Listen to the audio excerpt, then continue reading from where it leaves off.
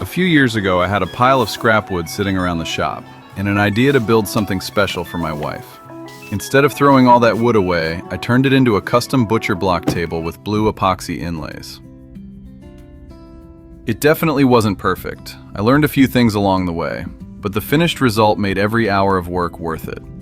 What's going on, everybody? Welcome back to GSD with CJ, where we take on real projects, figure things out as we go, and get shit done.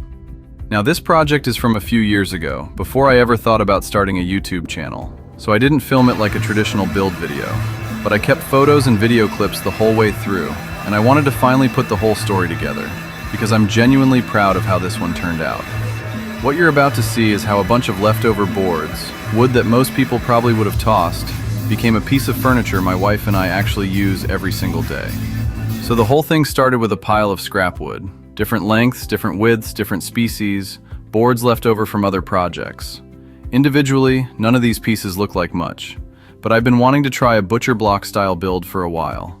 The idea is pretty simple. You glue a bunch of narrow strips together side by side, and when they come together, you get this really unique pattern. Every piece of wood has its own grain, its own color, its own character. And when you put them all next to each other, that's actually what makes it interesting. The goal from the start was to use what I already had. I didn't want to go spend money on expensive hardwoods or just buy a finished piece. I wanted to see what I could build out of what was already sitting in the shop. That's kind of the whole point of GSD. You don't wait for perfect materials or a perfect situation. You work with what you've got and you figure it out. And I'll be real, I had no clear picture of exactly how this was going to turn out when I started. I had a rough idea and a pile of scrap. The rest I figured out as I went. Before I could do anything with these boards, they had to be prepped. And I mean really prepped. Some of these pieces had rough surfaces, cupped edges, mill marks, all kinds of issues that would have caused problems later. So the first major job was running every single board through my DeWalt thickness planer. And I mean every single board. I ran close to 50 pieces through that machine. It took a while, but there's something genuinely satisfying about watching rough, beat-up lumber come out the other side clean and flat.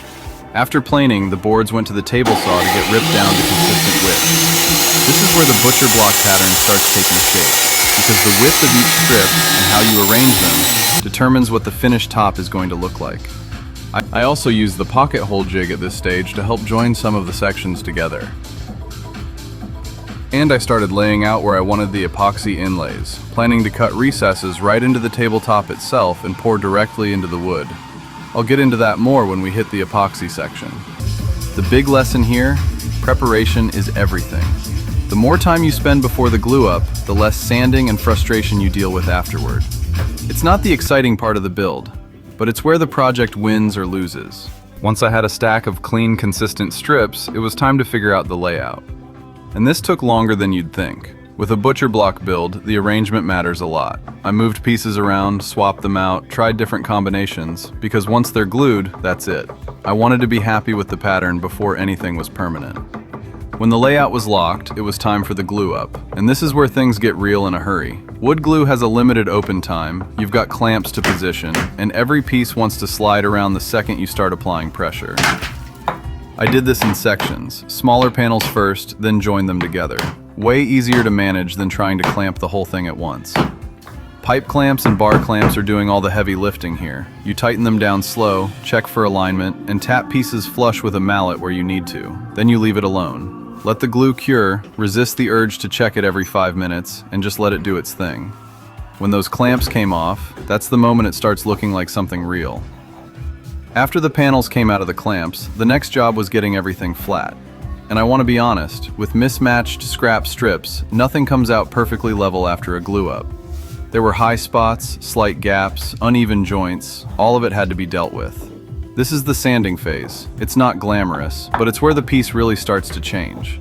You're working through the grits, leveling the surface, and slowly watching that rough patchwork turn into something that looks like it was planned. I ran my hand across this top probably 100 times during this stage, feeling for ridges, checking joints, making sure it was as flat as I could get it. There's a saying I've heard, sanding is what separates homemade from handmade. I don't know who said it first, but it's true. Don't rush this part. Now, here's where the project took a turn I was really excited about. I decided early on that I wanted epoxy inlays in this table. Not just a poured surface coat, actual accent pieces built into the top. Now, here's where the project took a turn I was really excited about. I decided early on that I wanted epoxy inlays in this table. Not a poured surface coat, but epoxy set right into the wood itself. I cut the recesses directly into the tabletop, leveled everything out, and poured straight in. When it cures inside the wood like that, it becomes part of the piece, not sitting on top of it, in there. Before anything could happen, the workspace had to be set up right. Drop cloth down, mixing supplies organized, everything within reach. Once you start working with epoxy, you don't stop to go find something you forgot. I used Stone Coat countertop epoxy, a two-part system, resin and hardener, mixed at specific ratios. And I added blue colorant to the mix. I went with blue because my wife likes blue. That was the whole decision process. This was honestly the most nerve-wracking stage of the whole build. Epoxy is unforgiving. Get the ratio wrong, trap too many air bubbles, or have a leak in your mold, and you've got an expensive mess and a long wait before you can try again. All right, the mix is done. The color is right. Time to pour. There's something almost meditative about watching epoxy flow. Once it started going into those molds and filling into the gaps in the boards, the project just changed. The blue resin caught the light in a way the wood alone never would. That's the moment where you can actually see, for the first time, what this thing is going to become. I used a heat gun after each pour to pop the surface bubbles. Epoxy pulls air up to the surface, and a quick pass of heat breaks them and gives you a smooth, glassy finish. It's one of those satisfying little details that makes a real difference in the final look. Like most of my projects, things didn't go perfectly. There were a couple of moments where I wasn't sure how it was going to turn out, but that's part of building something yourself. You troubleshoot, you adjust, and you keep going. After the pour, you wait. Let the epoxy fully cure before you touch it. Don't rush this step. Once everything was fully cured, there was still a good chunk of work left. The inlay pieces got sanded flush with the rest of the top. Then the whole surface went through multiple rounds of sanding, starting coarser to level everything out, then moving to finer grits to get it smooth and ready for finish. This is the stage where everything finally comes together visually. All those different pieces of scrap wood with their own colors and grain, and now these blue resin accents running through the piece. It starts looking like something that was designed this way on purpose. For the final finish, I used Minwax polyurethane. Foam brush, multiple coats, let each one dry fully before the next. It builds up a durable, protective surface. It also brought out the depth of the wood in a way that genuinely surprised me the first time I saw it come up. And then, it was done. Here it is. What started as a pile of boards headed for the scrap heap, this is what they became. A custom butcher block table with blue epoxy inlays, built from leftover wood, for my wife.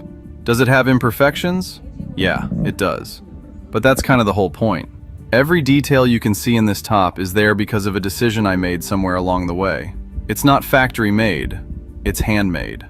Looking back at this project a few years later, there are definitely things I would do differently. My technique has improved, my tools have gotten better, and my patience has gotten a little better too. But that's what building is. Every project teaches you something. The only way you actually learn is by getting in there and doing the work. This one proves something I think is worth saying. You don't need expensive materials or a perfect shop to make something worth keeping. You need an idea, the willingness to figure it out, and the patience to see it through. If you enjoyed this build, hit the like button for me. And if you haven't subscribed yet, I'd love to have you here. There's a lot more coming to the channel. DIY builds, trailer remodel content, repairs, and real-world projects. Drop a comment and tell me what you think of the finished piece. And let me know, what would you build if you had a pile of leftover wood sitting in your shop? This is GSD with CJ. Stop overthinking it, get started, and get shit done.